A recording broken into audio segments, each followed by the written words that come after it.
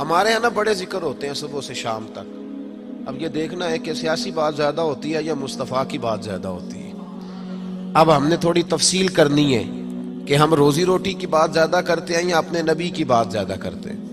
اس لیے کہ امت کا حق ہے کہ کثرت سے نبی پاک کا ذکر کرے، اور اسی ذکر کا ایک پہلو بڑا وہ یہ ہے کہ اپنے محبوب پر کھل کے درود و سلام پڑھے، کھل کے درود و سلام پڑھے. صبح و شام اس کی زبان پر درود کا نغمہ جاری رہے. اور حضور کا یہ حق ہے امت پر کہ امت اپنے نبی کی فرما برداری کرے، امت اپنے رسول کی فرما برداری کرے، اتباع کرے، اطاعت کرے، حضور علیہ السلام کے نقش قدم چلے. اور پھر 5ویں نمبر پر امت کی ذمہ داری ہے کہ امت نبی پاک کے دین کی تبلیغ کرے. دین کی مسواک کرنا سنت ہے نا جی، پتھر کھانا بھی سنت ہے، پتھر کھانا بھی یہ بھی سنت ہے. نبی پاک صلی اللہ تعالیٰ علیہ وآلہ وسلم کی محفل میلاد میں ذکر مصطفیٰ کرنا بھی سنت ہے. اچھا پھر مزے کی بات دیکھیں، اشتہار لگانا جو ہے نا، اشتہار یہ تو بدعت حسنہ ہے. اور دروازہ کھٹکھٹا کے کسی کو محفل کی دعوت دینا، یہ میرے محبوب علیہ السلام کی عین سنت سے ثابت ہے. تو جس کا زیادہ اجر تھا نا اس طرف توجہ ہی نہیں. دروازہ کھٹکھٹا کے کہ بھائی آج محفل ہے، یہ وہ سنت ہے جو میرے محبوب نے طائف جا کے ادا کی تھی. لوگ کہتے ہیں بڑا خرچہ کیا. بھائی کیا خرچہ کیا ہے؟ کہتے ہیں میں 26,000 دے اشتہار چھاپے. بھائی سب سے زیادہ ضروری کام، بہت سارے ایسے بد مذہب ہیں، ان کے بڑے بڑے ایسے مبلغ ہیں جن کا آپ نے کبھی اشتہار نہیں دیکھا ہوگا، مجمع ہزاروں میں، اس لیے کہ وہ ان کا ہر بندہ اشتہار بن جاتا ہے، ہر بندہ. تو یاد رکھے نبی کریم صلی اللہ علیہ وسلم کا یہ حق ہے کہ امت محبوب کا ذکر کرے، تذکرہ کرے، دین کی تبلیغ کرے. اور حضور کے دشمنوں کے ساتھ بغض رکھنا یہ بھی نبی پاک کا حق ہے. ایسا نہیں ہو سکتا کہ ایک بندہ حضور کی بے ادبی کرے، توہین کرے، محبوب کے نواسوں کو باغی کہے، حضور علیہ الصلوۃ والسلام کے صحابہ کو برا کہے اور ہمارا یار بن جائے. یہ حضور کا حق ہے کہ ہم نبی پاک کے دشمنوں کے ساتھ اپنے دل کے اندر کجی رکھیں، ان سے بچیں. میری باتوں کی سمجھ آ رہی ہے میرے بھائیوں؟ یہ حقوق ہیں جو ہم نے نبی پاک علیہ السلام کے حق ادا کرنے، اور جس سے محبوب کو محبت ہے اس سے محبت کرنا بھی ہماری ذمہ داری ہے. حضرت مجدد الفسانی رحمت اللہ علیہ فرماتے ہیں کہ میں نا گھر میں ختم شریف پڑھتا تھا، اصالہ ثواب کرتا تھا، تو میں بہت سارے صحابہ کا نام لیتا، اہل بیت کا نام لیتا، اصالہ ثواب کرتا، صرف سیدہ عائشہ کا نام نہیں لیتا تھا. تو کہتے ہیں مجھے نبی پاک صلی اللہ علیہ وسلم خواب میں ملے اور سرکار نے فرمایا شیخ احمد تجھے پتہ ہے نا میں اکثر کھانا عائشہ کے دسترخوان پہ کھاتا ہوں، تو اس کا ذکر ہی نہیں کرتا. تو ہر اس شخص سے جس سے محبوب نے محبت کی، ہر اس شخص سے محبت کرنا یہ نبی پاک کے حقوق میں شامل ہے. سب سے پہلی بات یہ کہ امت محبوب پہ ایمان لائے. کس طرح ایمان لائے؟ کہ جو حضور کہہ دے امت سمجھ جائے کہ اسی میں میری بہتری ہے، امت مان جائے آنکھیں بند کر کے. غیر مشروط اطاعت ہے ہی صرف نبی پاک کی، اس میں کوئی شرط نہ لگائے، مانے اور دل سے مانے. یہ نہ کہے کہ یہ کیسے ہو سکتا ہے مولوی صاحب آپ کہہ تو صحیح رہے پر دنیا بڑی دور چلی گئی ہے، وہ دنیا داری بھی کرنی پڑتی ہے. اس میں گنجائش تلاش نہ کرے.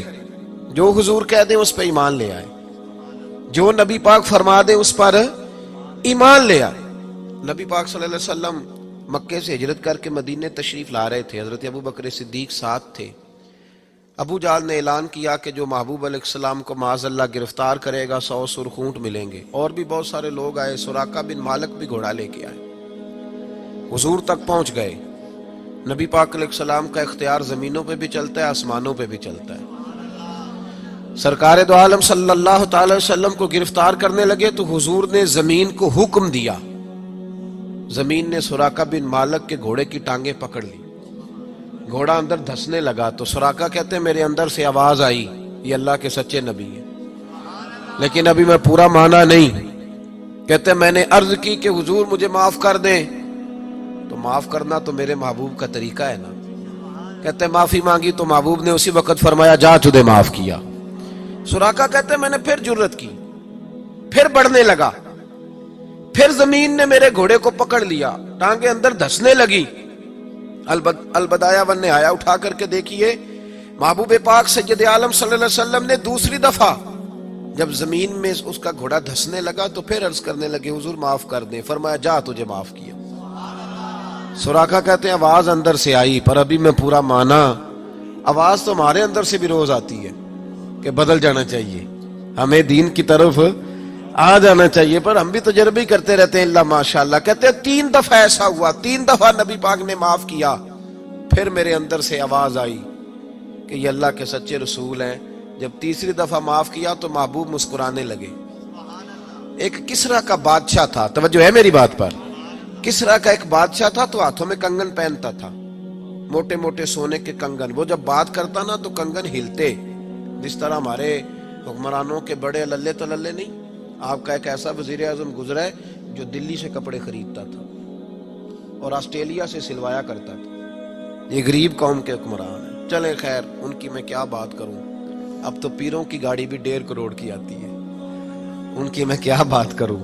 अब तो लोगों को फकर का दर्स है, दुनिया को कहते हैं फकीर होते जाओ खुद अमीर होते जाते। अब तो यहाँ भी हाल बड़ा इल्ला माशाअल्लाह अजीब है। उस तरफ क्या जाऊं, यहाँ भी रोना बड़ा सख्त है। गरीब सादा तो रो रो के हो गया ताइब, काश इस पीरे मुगा को भी मिल जाती तौबा की तौफीक। और इकबाल ने कहा ये नजराना नहीं, ये सूद है पीराने हरम का, जो लगाया हुआ है टैक्स। आए हो तो क्या लेके आए हो, आमदाम बरसरे मतलब। वो किसरा का बादशाह जो था वो कंगन पहनता था, जब बात करता था तो बजते थे, तो मशहूर बड़े थे कि उसके कंगन है भाई।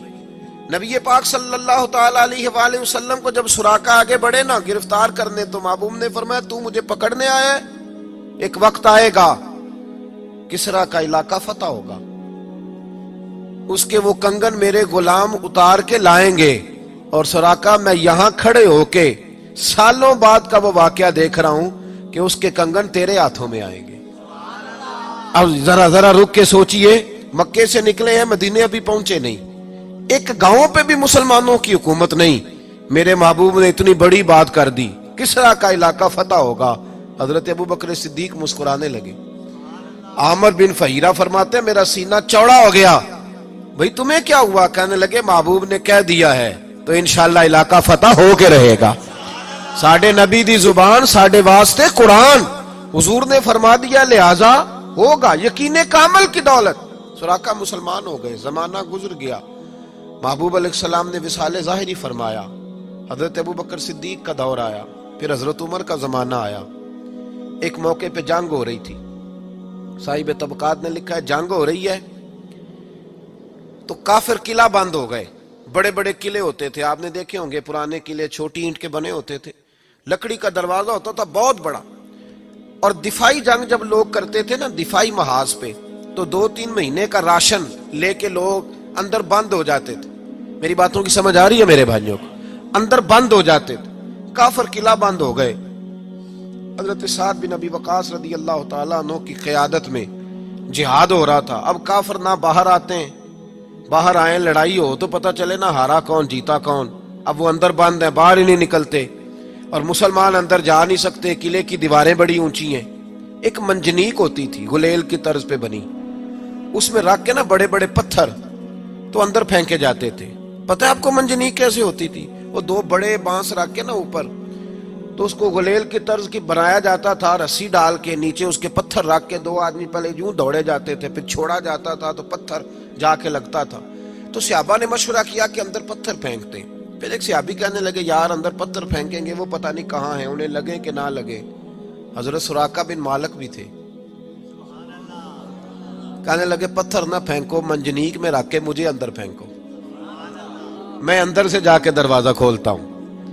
और उनको पकड़ लेते हैं। उन्होंने कहा जनाब कोई समझदारी वाली बात करें, आप किधर निकल गए? पहली बात तो यह है कि जब हम आपको अंदर फेंकेंगे तो आप इस कदर तेजी से गिरेंगे कि आपकी हड्डी पसली कोई नहीं बचेगी, और अगर आप जिंदा बच भी गए तो यहूदी आपको छोड़ेंगे नहीं। जनाब सुराका कहने लगे तुम इस तरह करो, मेरी परवाह ना करो, मुझे फेंको, मुझे कुछ भी नहीं होगा, मैं जिंदा दरवाजा खोल लूंगा और तुम्हें दिक्कत। बाबा जी रात से पर्दा तो हटाएं, फरमाया वो बाद में बताऊंगा, पहले फेंको तो सही। जबरदस्ती का फेंको, डाला अंदर मंजनीक के अंदर, फेंका, थोड़ी देर गुजरी तो हजरत सुराका दरवाजा खोल के बाहर आ गए। फरमाने लगे लो भाई मुझे तो कुछ भी नहीं हुआ, कपड़े झाड़ रहा हूं, कोई शय नहीं। बाहर आए, जंग हुई, फतह हुई। अब सहाबा उनके गिर्द बैठ गए, कहने लगे सुराका वो करामत क्या है? وہ کون سا نسخہ ہے جس سے آپ زندہ آ گئے؟ تو جناب سراقہ رونے لگے، فرمانے لگے نسخہ کوئی بھی نہیں، میرا ایمان بڑا مضبوط ہے، میرا اپنے نبی پہ ایمان بڑا مضبوط ہے۔ میرے رسول پاک نے فرمایا تھا تیرے ہاتھوں میں کسرا کے کنگن آئیں گے، فرمایا ابھی کنگن نہیں آئے، اور جب تک میرے ہاتھوں میں کنگن نہیں آتے جناب اسرائیل بھی کوئی نہیں آئیں گے، وہ تبھی آئیں گے جب میرے ہاتھوں میں کنگن۔ اقبال نے مسلمان کا ایک مسئلہ بیان کیا، اقبال کہتے ہیں مسلمان تیرا اصل مسئلہ یہ ہے کہ غلامی سے بدتر ہے تیری بے یقینی۔